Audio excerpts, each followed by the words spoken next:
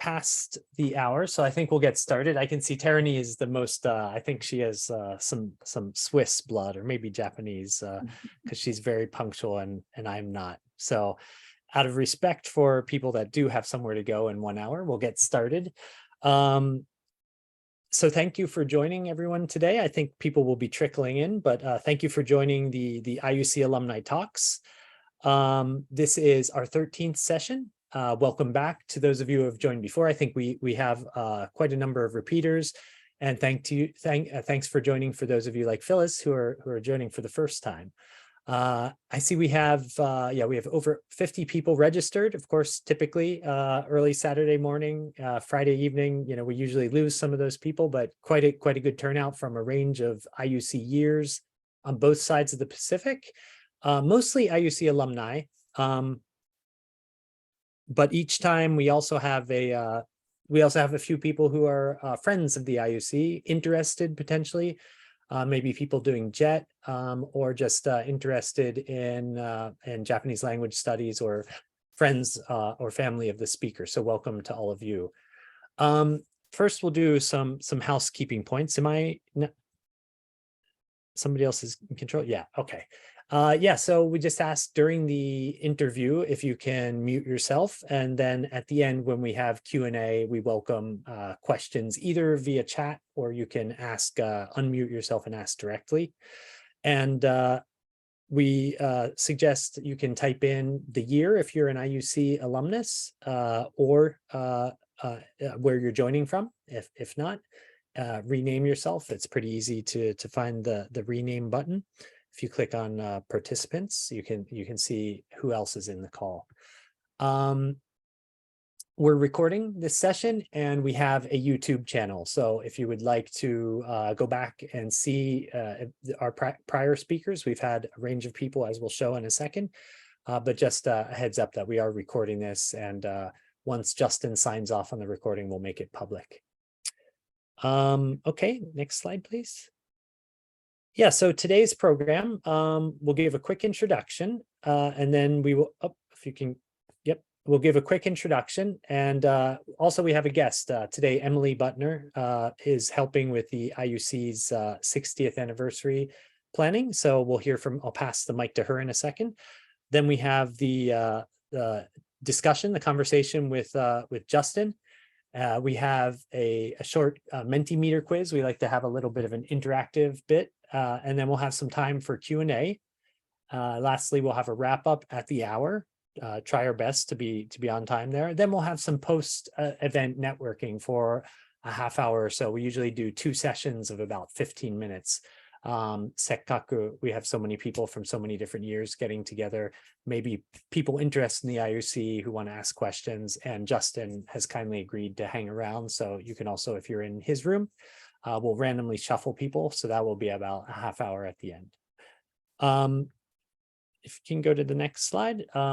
First, a bit about us. My name's Richard Sloboda. I graduated in 2003. I work for KPMG, professional services firm in Japan, for the past 20 years, believe it or not. And I'm joined today by 3 lovely co-organizers of this event. Tarani, would you like to introduce yourself? Hi, everyone. I'm Tarani. I'm a PhD candidate in the Department of East Asian Languages and Cultures. I'll be graduating soon, and I love Aikido, piano, golf, bridge, etc. Megan? Hello, everyone. I'm Megan Beckeridge. I did IUC in the infamous 2019-2020 year. I currently work for a nonprofit as an international education coordinator. Thank you. Okay, and last but not least, Mariah. Hi, everyone. I'm Mariah. I just completed my IUC program last month, and I will start my PhD program at the University of Cambridge from this October. Mariah kindly led the interview with our last speaker, Melek Ortabasi. So you can find that video on our YouTube channel. Okay, next slide, please. Yeah, so what is the IUC Alumni Talks? Well, it's a web series that aims to create a space for IUC alumni, the network, to share their personal journeys with each other and with the interested public, which could include future IUC students. And we hope to build up the alumni community among people with diverse associations. It's really great. Can we actually, we can jump to the next slide showing the past speakers. Yeah, this is good. That's fine. It doesn't have to be on presentation. Yeah, so you can see we've had a range of people from someone working in Netflix, Yannick, who actually I saw last week. It's nice. One of the nice things about these is you can establish and reestablish connections. Yannick is someone who's working with Japanese companies investing in African startups. That was a very interesting discussion. We have translators, we have professors, we have brewers, and let's see, next page. Trying to recall. Yep, we have let's see, people working in the defense industry, museum curator, Aaron, who was the first speaker this year. And then our last speaker was Melik, who's a professor in Vancouver, but was working at Jolchi as a visiting professor this summer. So a range of people from the IUC. Okay, so that's an introduction to us, to our past speakers. So I'll pass the mic to Emily, and she can share about the 60th anniversary preparations. Thank you, Richard, and hello, everyone. I see a lot of familiar faces too. So for those of you I know, it's great to see you again. For those of you I don't, my name is Emily Butner. I'm also a member of the infamous class of 2020. And I am organizing the IUC's 60th anniversary events this year. So I'm excited to tell you about that. And I hope you'll join us for one or both of these events if you can. I'll just share my screen here. So we have two major celebrations planned in 2023, one at Stanford in October, and one in Tokyo in December. I'll be mostly talking about the Stanford one because it's coming sooner, but I'll tell you a little bit about the Tokyo one at the end. The Stanford celebration is going to take place on Saturday, October 7th, 2023 at Stanford University, and we have a number of really exciting alumni speakers lined up. For example, we have Sarah Lubman, who just wrote a wonderful article in National Geographic about aging-related innovation in Japan. So she'll be talking about that along with two collaborators that she worked on for her article. We'll also hear from Steve Alpert, a member of the class of 1979 who worked as a producer at Studio Ghibli for 15 years and recently wrote this book about his experiences sharing a house with the never-ending man, 15 years at Studio Ghibli. These are just two sample speakers, but we have a great lineup planned. You can see the full speaker list on our website, iucjapan.net, and I'll share that in the chat in just a minute. Registration for the 60th anniversary event is now open at Eventbrite. In addition to having a great speaker lineup, there will be a lot of opportunities to catch up with old friends, network, and have delicious food. We're deciding on the menu now. It looks like it's going to be really tasty. So I hope you'll join us. And if you're not able to come to Stanford, or if you're not in the US, we'll also be having an event on December 6th in Tokyo. And so look out for that if you're in Japan. We'll be sending more details and a registration page for that soon. So I hope you'll join us to celebrate the IUC's 60th anniversary. Thanks. Okay, great. Thanks, Emily. Great to see that there's events on both sides of the ocean. So hopefully various people can join one or the other. All right, well, I will, without further ado, I will pass the mic to Tarani to start the interview. Go ahead, Tarani. Yeah, hi everyone again. And today we're extremely honored to host Justin Flores, class of 2014 here, MA Project Management Professional, Associate Project Manager, Anti-Fraud and Strategy and Transformations, Sumitomo Mitsui Banking Corporation. And we're so glad to have you here, Justin. Yeah, thanks for having me. And just want to say shout out to the organizing team with yourself, Richard, Megan, and Mariah for all the preparation and time and effort and helping this come alive. There is a lot of work that comes into this, and really appreciate everybody's support and efforts and all of that. Yeah, and apologies in advance for this truncated version of introduction, because I know there are a lot of meat coming into today's talk. So considering the title of our interview today is Failing Forward from Fandom to Finance, 4 apps. How has failure been an integral part of your life or career? Do you mind telling us more about that? Yeah, absolutely. And I'm sure some of you who are joining this evening or this morning, right? Why is somebody who talks about failure, right, speaking to you this evening? And part of it comes from an experience that I had. So for me, I way back when joined a MA PhD program at UNC Chapel Hill, and I was going for communications, and my goal and life dream at that point was to become an academic, to become a college professor, to teach courses, do my research, and really have autonomy over what I wanted to do and what I was interested in, and make a living that way. And after a couple of years of hard work, of reading, just trying to get my research and my thoughts all together, really, right, it came up to that point of qualifying exams, at the end of that, first couple of years in the program. And at that point, I studied my butt off. I talked with my advisor. I had a whole plan of research of what I was going to do. And after I finished that process, I got a meeting invite, roughly around 3 p.m. on a Friday. And it was with my advisor, some of the heads of the department, and just the next steps in the process as I was walking into it. So I get to that meeting, and that's when I was delivered the news that I had failed my qualifying exams. And the department, advisor, and the board felt that it was probably best that I not continue on to the PhD program. Now, I don't know if any of you have been in a situation like that, or have felt the ground kind of sink from under you, or this feeling in the pit of your stomach grow, or a sense of numbness, fear, anxiety, embarrassment. But I felt all of that in a microcosm of 30 seconds as soon as those words came out. And it felt like at that point, everything that I worked for up until that moment, right? What do you do when it dies and evaporates in front of you? So that was the situation I faced in that moment. And it took me time to process what had happened.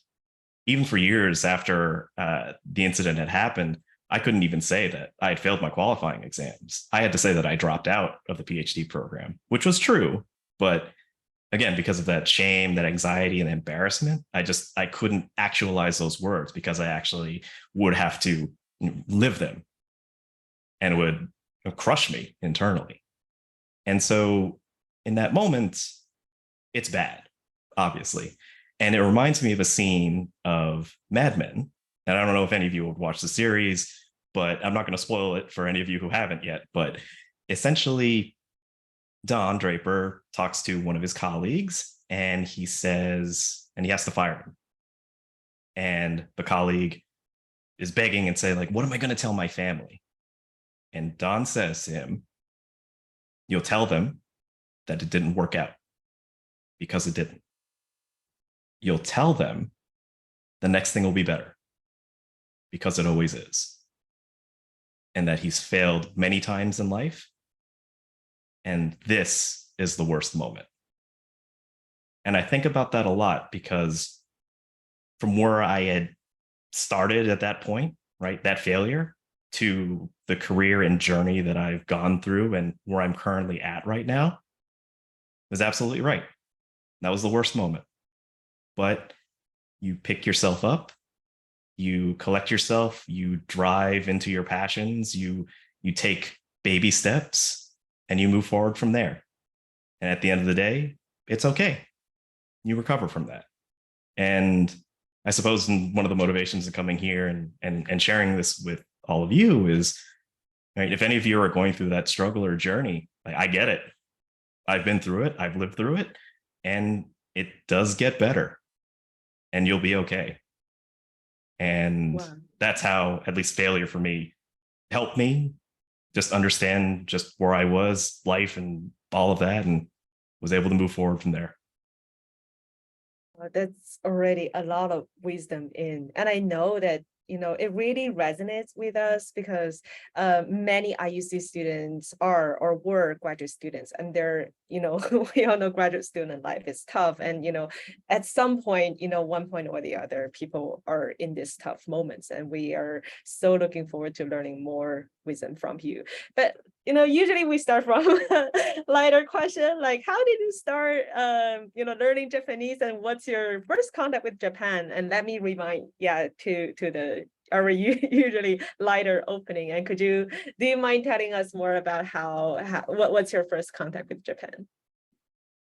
Yeah, absolutely. And you're welcome for really taking the air out of the room with that first question. So thank you all for indulging me in that one. So not to bring it down and keep it at that level, like you said, let's talk a little bit of something more lighthearted. So for me, I am a self-proclaimed otaku, right? I love anime, I love video games, love comics. Always grew up like that guy who just wanted to stay inside all day and just read comics, play video games, and all that, right? And when I was younger, right, and watched a lot of cartoons, I had stumbled across a couple of properties that, you know, some of you may be familiar with, Sailor Moon and Dragon Ball Z. And for me, it developed a fascination, right? What were these properties? What were these stories? And, you know, comparing it to what I had watched and seen at the time, it was different. And I couldn't quite put my finger on it. I couldn't quite articulate what the difference was, but all I knew is I was motivated to learn more about it, right? Only years later did I find out that, right, it was anime, right? It came from Japan, produced in Japan, and had all these wonderful stories and characters. But really what gripped me was just everything that it delivered in those moments. And started my journey of wanting to learn more about Japan, to learn Japanese. And really my first taste and start of doing that was at university, where I was able to take Japanese language courses formally, right? Incorporating pieces that I learned from the shows, or even some language that I could see and you know, interact with my students and classmates, and all for the selfish journey of when I was a kid to just watch anime or watch movies without subtitles, right? And even to this day, part of my understanding of Japanese and continuing to move forward and learning is just for that simple purpose that carried me all those years back then. And what was funny is that, you know, after that first year of study at NYU for Japanese, I talked to my advisor about abroad programs. Right? Is there an opportunity for me to be able to go to Japan in any capacity moving forward? And for that, it was funny. He recommended a couple of universities in Japan. He said to look into it. And why I found that was surprising, just looking at the research of just places I could go, was that, right, NYU had a number of international campuses all over the world. And places in Italy, Paris, Shanghai, Dubai, I think they made, perhaps after I'd left at that time, but really they touched every other place around the world except for Japan. And so for me, I was, you know, disappointed, of course, but I suppose motivated to want to find a path for myself. And so in that research and journey, where I ended up going was Waseda University, the School of International Alumni. Liberal Studies. Yes, Charity. We had a great conversation about that we had gone to that same program for a year. So yes, SIL's alumni. Love it. And in those moments, I actually had to take a leave of absence from the university because, again, there was no formal training and program. So that was a fun administrative nightmare I had to navigate in my junior year doing that. So, right, having that drive and motivation just to go to that program for a year and be abroad there for a year, I got to meet a number of amazing students from all over the world, kind of broadening my horizons, broadening my scope of what I understood.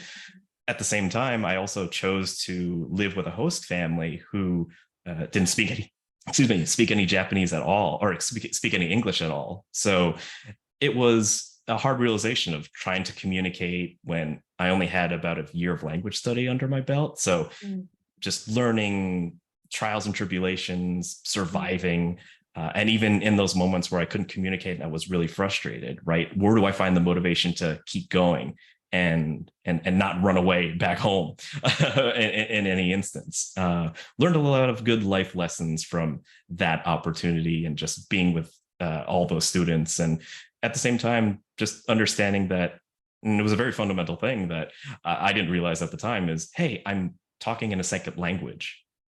I can't think in English. I can't express it in English in Japanese, or else nobody's going to understand me. Such a basic thing that I struggled for about half the year. Even my senseis were wondering, are you okay? Are you okay, Flores-san? Like, it doesn't seem that you're quite getting it, but something just happened to click. Again, you find your motivation, you find your inspiration to keep going. And right, that's how my journey sort of started from there, from the beginning all the way to that program at that time. So very grateful for the experiences and very appreciative of the people I've met along the way. Yeah, I believe we all hear you. Like, it really takes time for you to change your thinking mode to a Japanese mode, so that all those expressions are just out, and you don't need to translate. You don't need to translate like a lot of like idioms, right?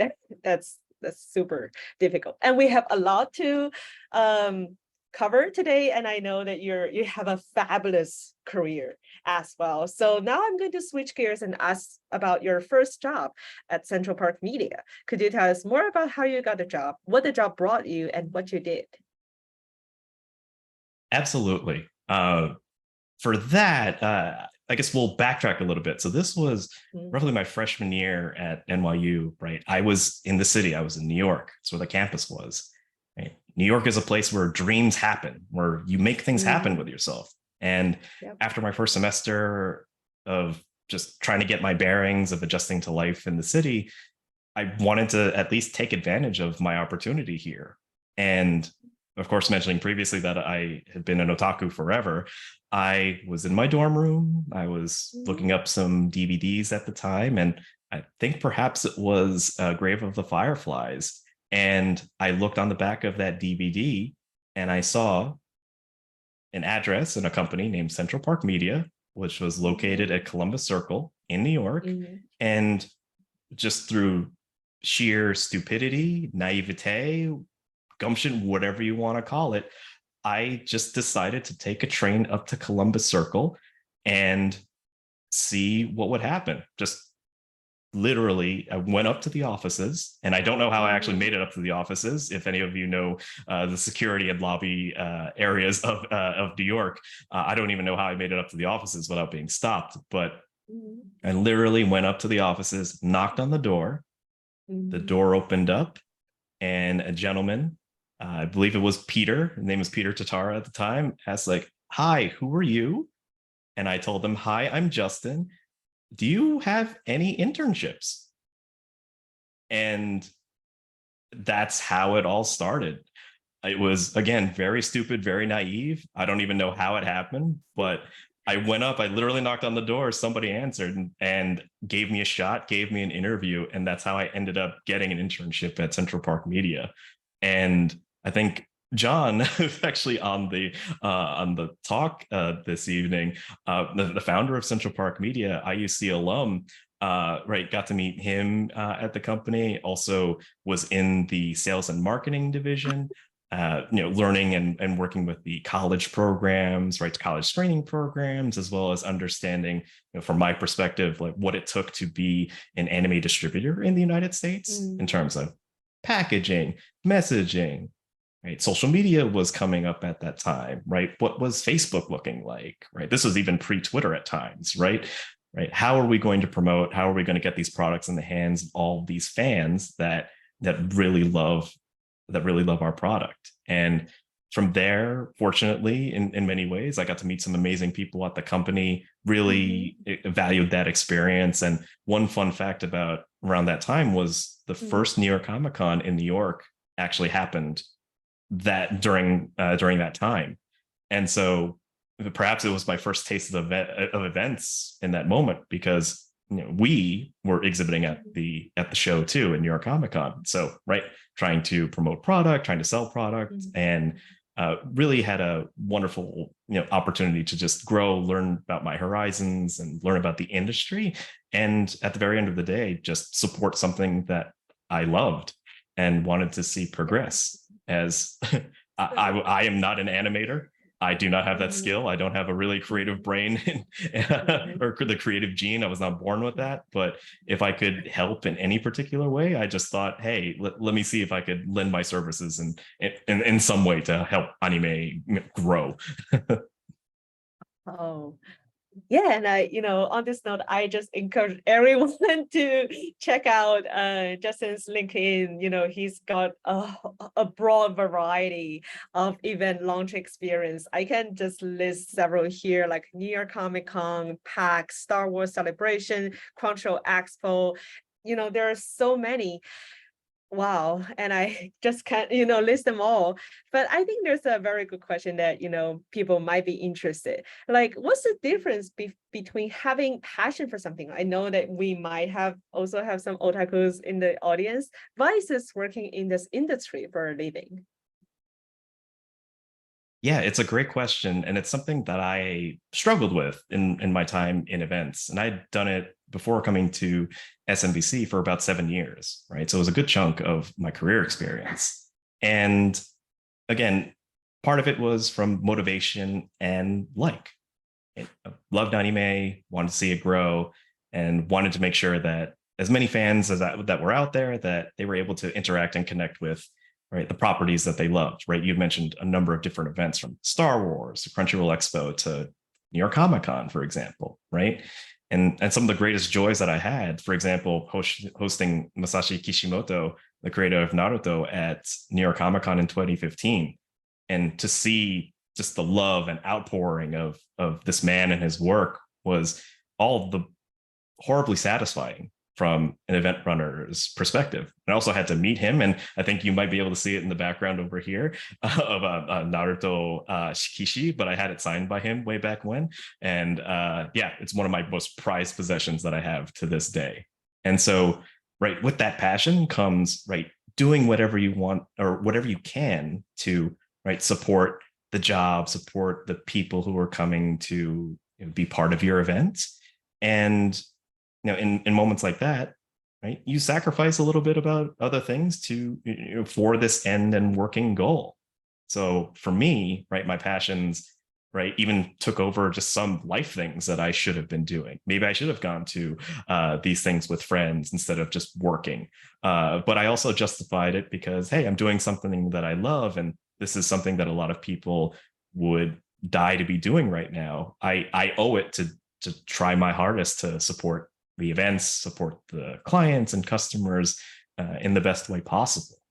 And in many ways, my passions melded into work, of course, because I would look at properties because I liked it. At the same time, I would look at just later promotional cycles, What shows are coming up next season? Oh, okay, I'm going to watch these couple of shows because I like the content, or because a certain creator is a part of it and I wanted to see what he's going to do with the story, That was one. But I would also, in the back of my head, trying to put the business hat on and say, oh, maybe I should look at these couple of properties or read some of this manga so I have familiarity with this property, because they're promoting a new series coming out in the next couple of months, and they could come to our event to either promote the series, host a creator, or do all these things to be, make a big marketing splash overall.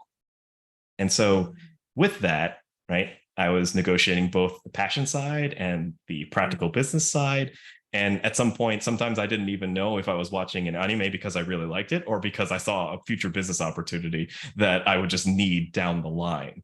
And so, right, it reminded me of my PhD days where, right, are you relaxing? Oh, do you feel guilty about relaxing? Or, oh, I'm going to watch this movie and take a break. But, oh, wait, this movie actually might help my research later on down the line. So maybe I'm going to try and align it that way. So it did really blend together, right? It wasn't really a work-life balance. It was a work-life integration. And I didn't know where one stopped and one started, right? For better or for worse. Right. And even thinking about the practical like nature of my job or just jobs in general, right? Because I loved it so much. I think back on it now, like, did I think enough about my career progression? Did I understand what value I was bringing? Maybe I needed to ask for a bigger compensation because I could, bring this value to the company that wasn't realized before I got there.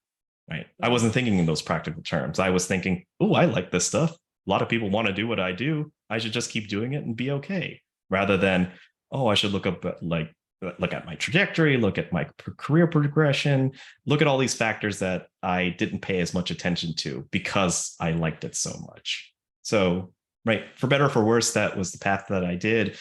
Very much appreciated the time and people that I met along the way, right? Trying to be of service to the companies and products that were coming to our events and really mixing it all together in this weird work-life integration balance, or if you can even call it balance at this point. Yeah, I think it's always a privilege to work on something that you love and you have passion about. And, as a graduate student, it really clicks with me. Like, I mean, without love and passion, I think it really motivates us to, develop that professional eye, and that professional eye, in return, help us get a better taste of what we love. But I want to switch gears because I know that your working experience as independent full circle.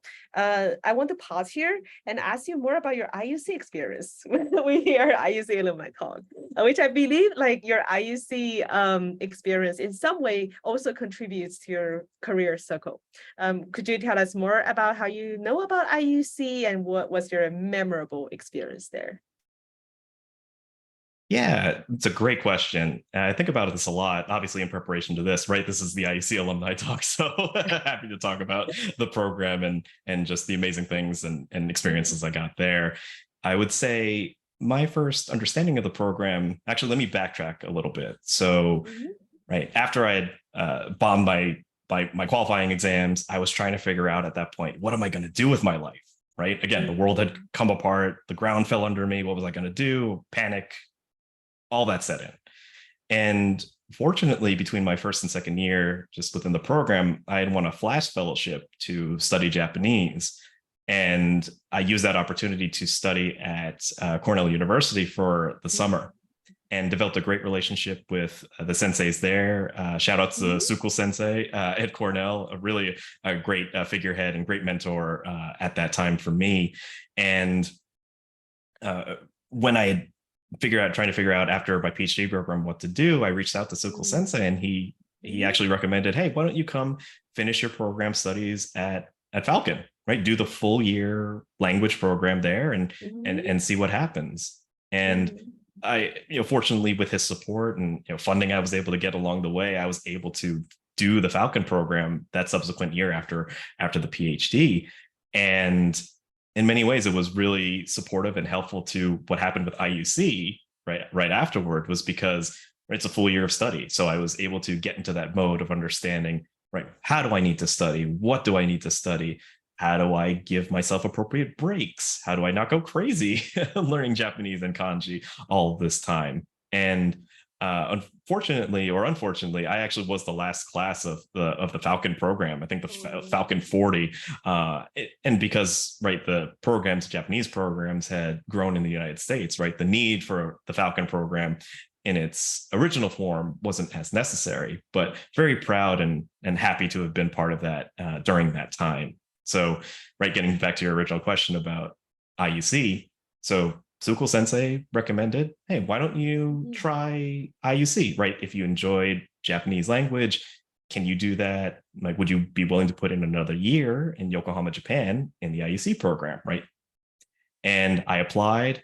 Fortunately, got funding as well to be able to join the IUC program. So thank you to the SMBC Global Foundation as well as the Tokyo Club for helping me on that path and journey forward. And right, just in all of this and the stories I'm telling now, there's so many people who helped along the way that I don't have time to thank here, but really appreciative of the opportunities that they gave me. But moving to IUC, right, just I was unprepared for the intensity of the program. Like shocked. I thought, having gone 1 year of just full language study, I was going to get it, right. This is going to be a breeze, or at least I'd be able to acclimate to it a little bit easier. But man, it kicked my butt, like a lot of my classmates. Right. Yeah, exactly. And for me, like, just the dedication necessary and needed, at times I was questioning, God, why am I even here? Like, all these people seem to be getting it, and I don't.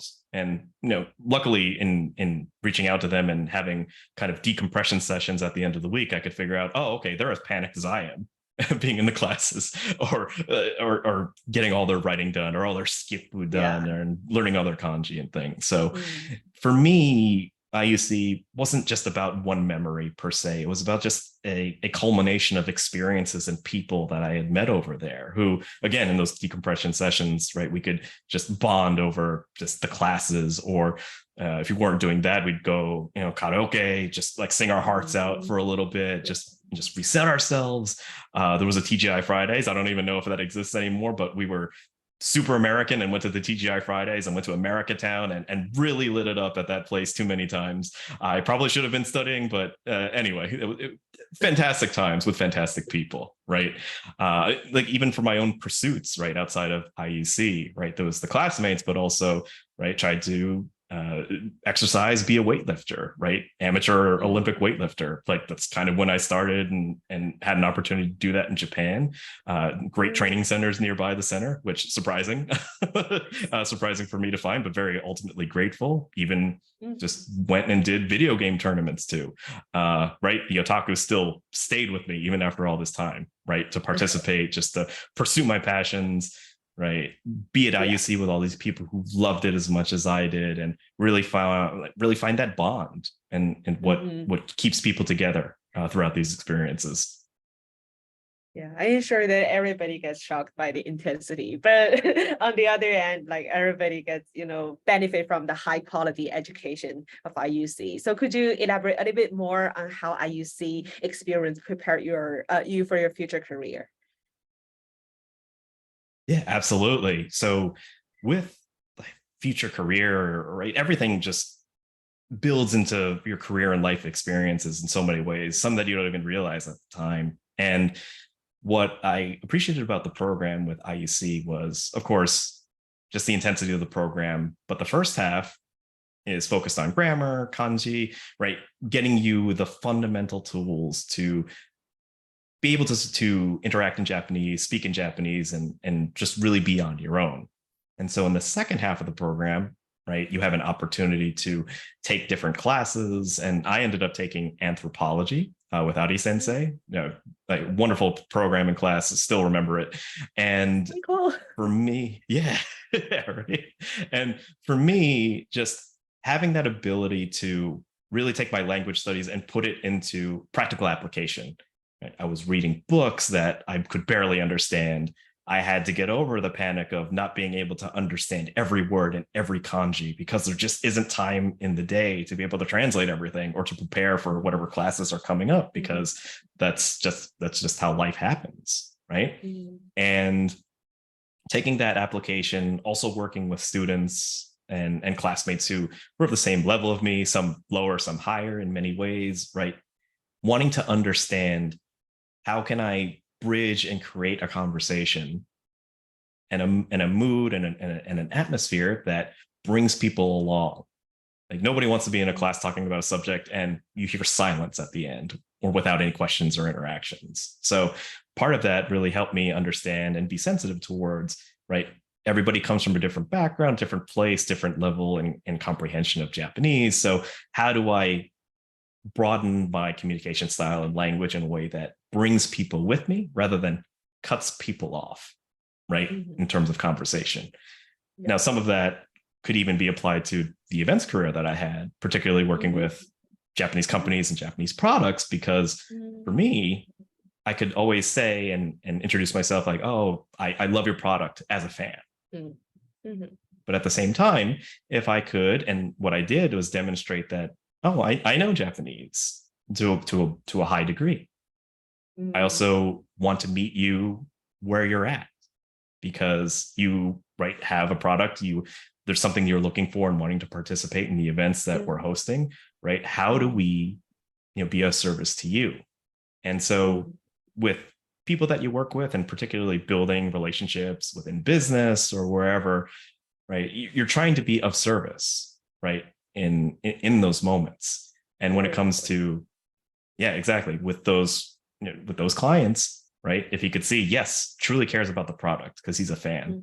Oh, he actually knows Japanese.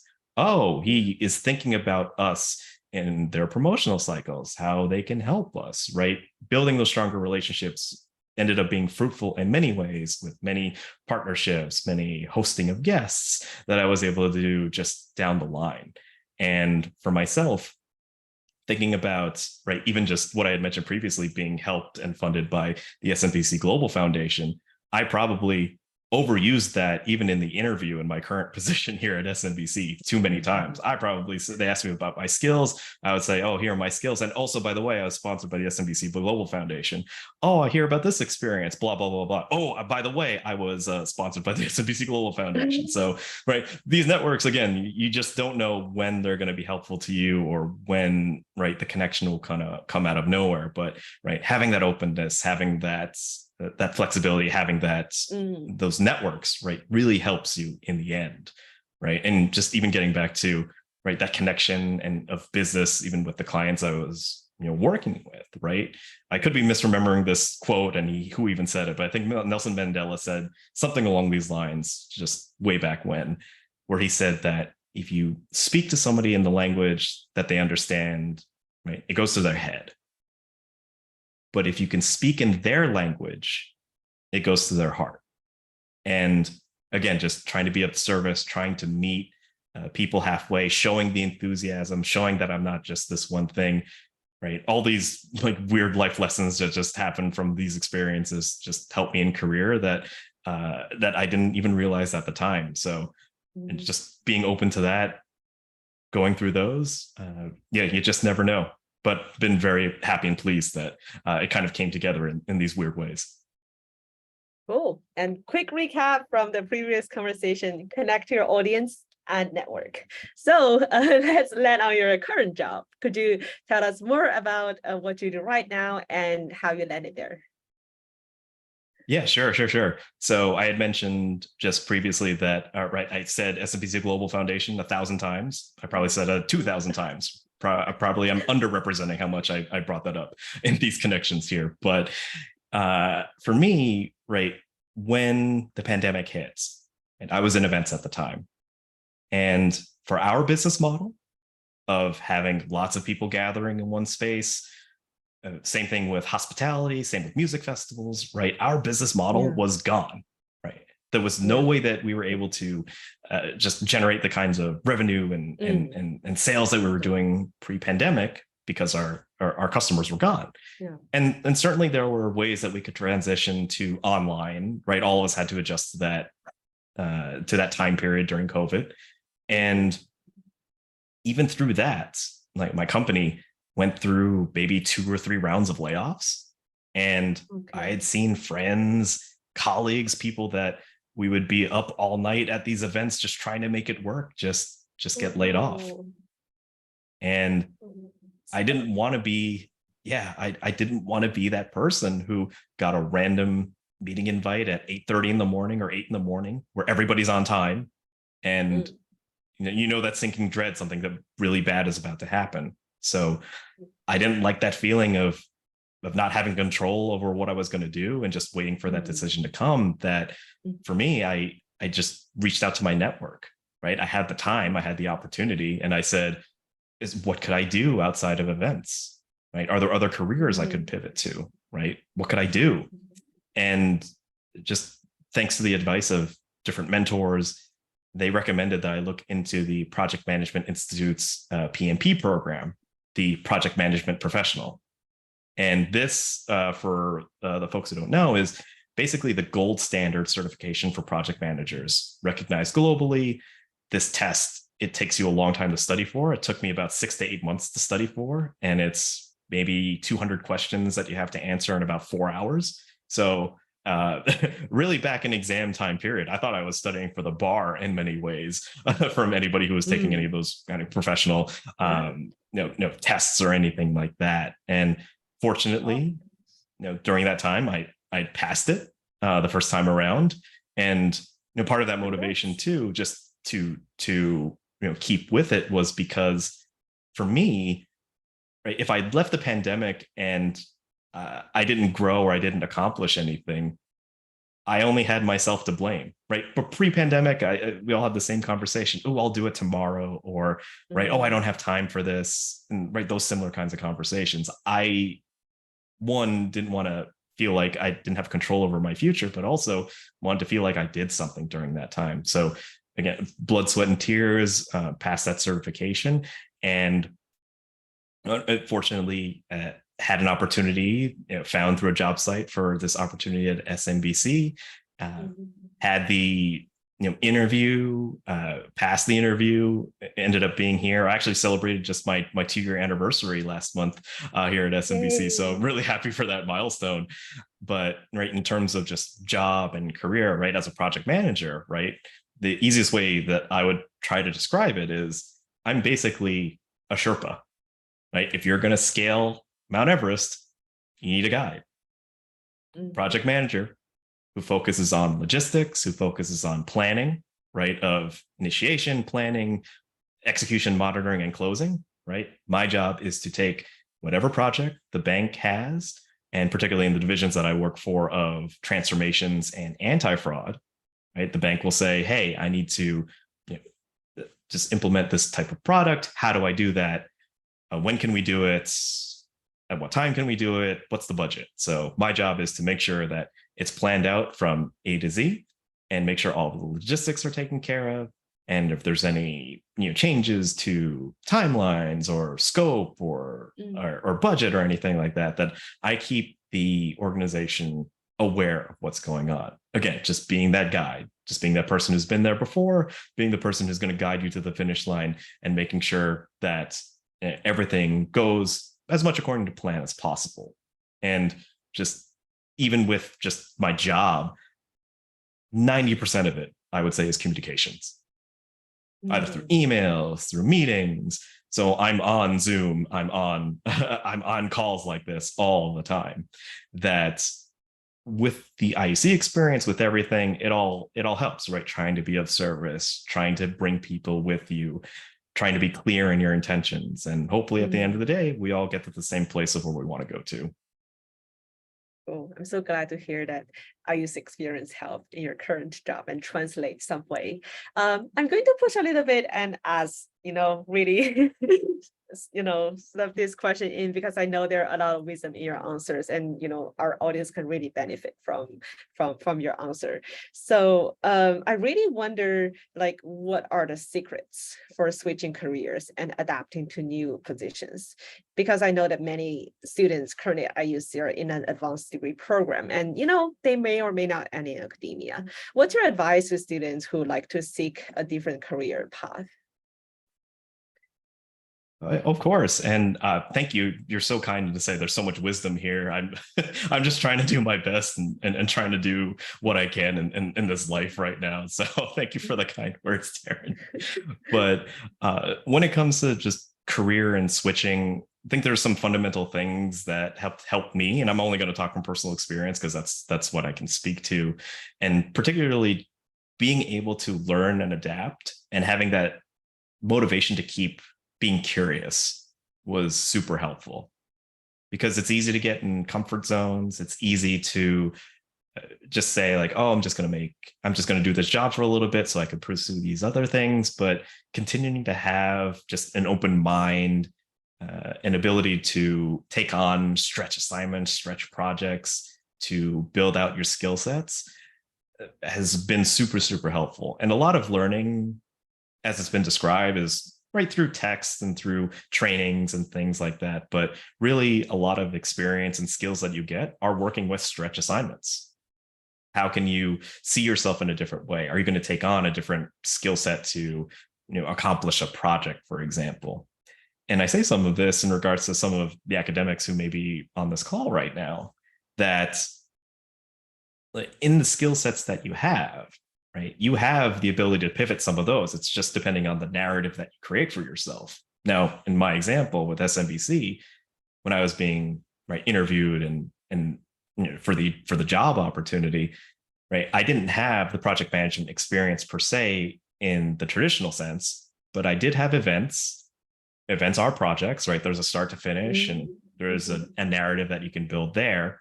So what else could I do to really push myself forward, right? I had to get the certification. So the experience was there kind of, but I have the knowledge. So the gap is just being given the opportunity. So I had to craft my narrative in that way. And again, leveraging SMBC Global Foundation for the 3,000th time during the process, right? So some of that applies in using your skill sets and finding those narratives in there. And what I will say, just even working at the bank, again, to some of the academics out there, is we have a continuing education program at the bank where an outside consulting firm comes in to teach us about business writing, negotiations, how to use data for presentations, all these valuable skill sets that all of you who have teaching experience, right? Maybe it's a stretch assignment. Maybe you work with the communications department to do a public speaking course or something, or something along the lines of business writing or negotiation with the business school, right? I may be too optimistic in these approaches, but some of these skills that you have could be applied to other areas and other organizations that are outside of just the traditional box of, oh, I'm in academia, I have to be in academia. Maybe you can explore these other paths, right? And what I also will say too is, the reason that I got to where I was or where I am right now is because of my network, right? I leveraged it during the good times, I leveraged it during the bad times, trying to be that person who was always giving and generous. And the hope is that, that giving, service, and generosity would come back to help me. And fortunately, in many ways, it has. So those networks, if you can leverage them in times where you're struggling, sometimes you just need a brainstorm session. Sometimes you just need a different perspective. Sometimes you need just somebody to make a call and introduce you to a company that you might think you want to work at, but ultimately may not have the right cultural fit, right? It's making sure you keep those connections and making sure that you continue to be of service to them. And I will say, at least in terms of just books and things that helped me along the way, there's 3 that I could recommend to the audience today. The 3 in mind, and I had this written down, so excuse me for one second. In terms of skills and resumes, there's one called Lose the Resume, Land the Job. Practical applications for building your story and narrative, as well as how to hunt down companies that you're looking for, right? And the cultural fit. Negotiation Genius is another great book, right? It'll help you figure out your value add and value worth. Like I was talking about with my previous experience in events, what is my value, right? Could I identify that? Could I have spoken up to it more in that path? And then the last one was How to Win Friends and Influence People. This book was written very, very long time ago, but the principles in it, just about communication, dealing with people, how to interact with people, are just so fundamental to what I do on a daily basis that regardless of whatever profession that you do, some of those lessons will be fruitful for you. So yeah, those 3 books definitely recommend take a look at to help in this kind of career change trajectory that some of you may want to go on in the future. Thank you so much, Justin. I'm reading the How to Win Friends and Influence People, and it's super highly recommended. And I think my takeaway from the last question is that, to use your existing knowledge and to craft a story that speaks to your employer. But yeah, thank you so much. That's a lot of things. And I believe Richard will lead us the Mentimeter section, very quick one. At the same time, I will also invite all the audience to submit your Q&A. Time is running short, but we still want to do 1 or 2 quick ones. Yeah, to you, Richard. Yep. Okay. Thanks, everyone. Hope I got the screen share right this time. Apologies earlier. So thanks, Justin, for sharing about both your career and your academic challenges and the change to your new job. So in the Mentimeter, we always try to give people a chance to get involved a bit and have a little fun.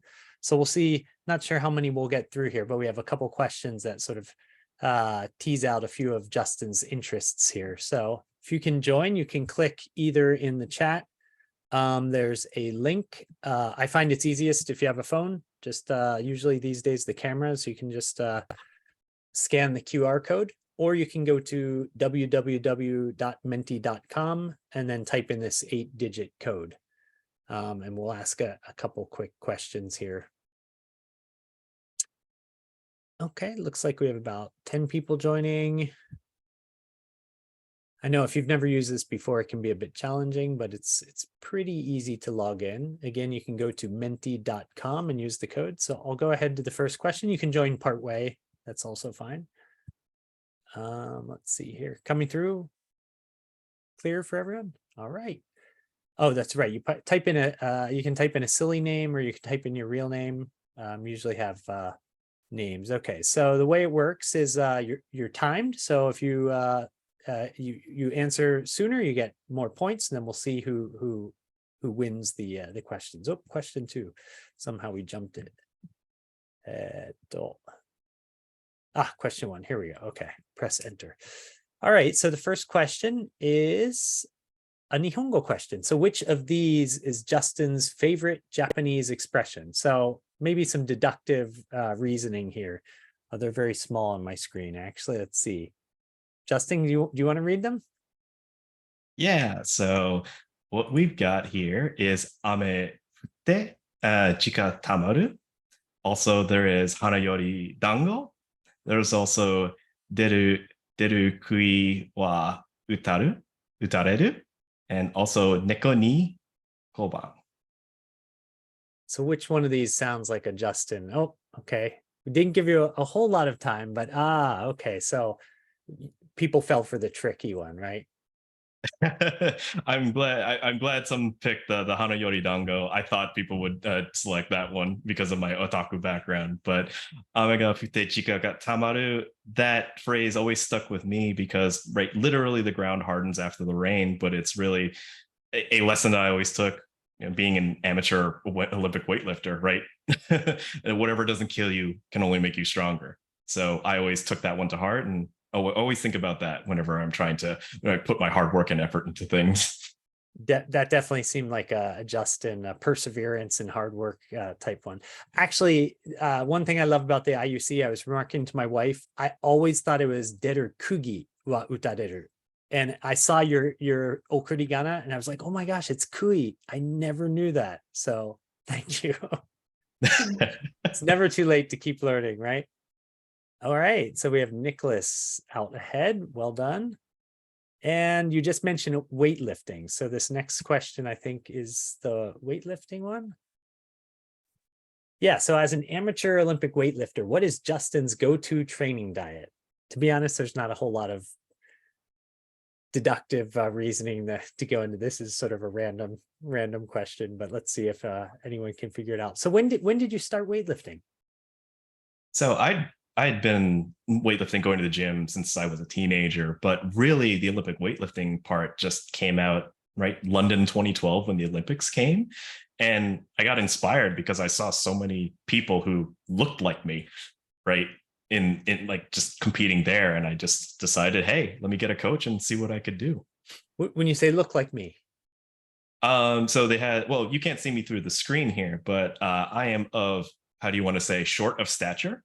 And with Olympic weightlifting, the idea is you want to take the bar from the ground to an overhead position, either in 1 or 2 movements. And certainly with less distance to travel via my height, the resistance is a lot less. So fortunately, I was able to see myself in those people and say, hey, why don't I give this a shot? And fortunately, I've been able to keep it up for all these years. Impressive. Wow. And how about the diet? So it looks like most people figured that one out.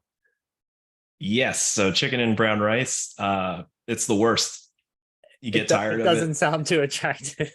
I have to think about it as fuel instead of enjoyment and food. I have to build in cheat meals throughout the week. Yeah, it is a real lifestyle process. But hey, it's always about long-term goals and effects. And fortunately for me, I ended up qualifying for nationals this year. So can't wait to compete of those in December. So I guess I'll be eating more chicken and brown rice for the next 4 or 5 months. So there you go.